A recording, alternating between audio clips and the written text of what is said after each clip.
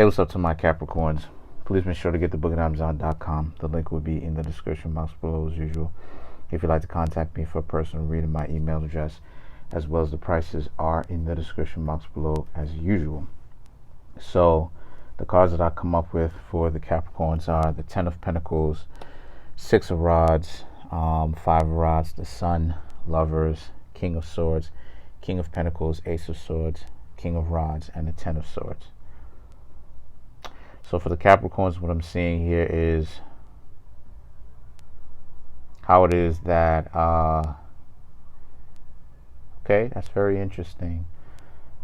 A lot of you Capricorns are actually going to get, how do I say, you're going to get approached by someone who's interested in finding out if you want to be in a relationship with them. But the lover, as the Lovers, 5 of Rods denotes, 10 of Pentacles denotes, a lot of you Capricorns may have given up on stuff like that.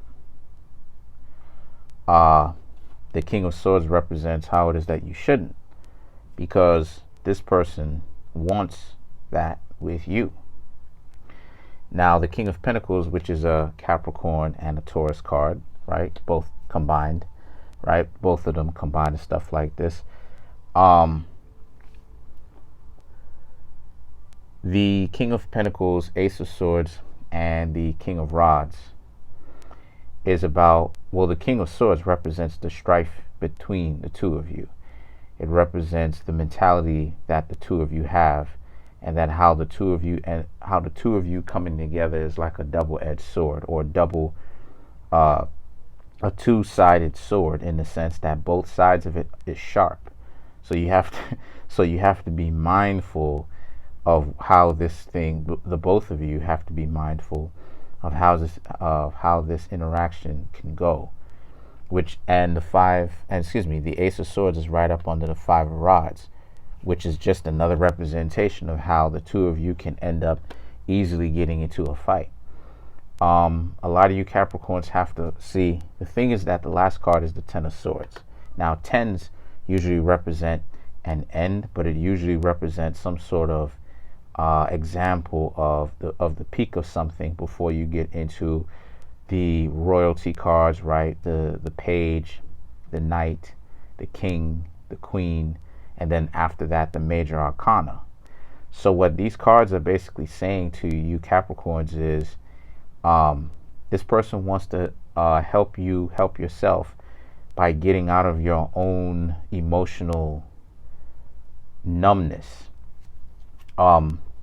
Capricorn is ruled by Saturn, and Saturn represents emotional numbness. It represents emotional dullness. And this person doesn't want you to be emotionally numb anymore.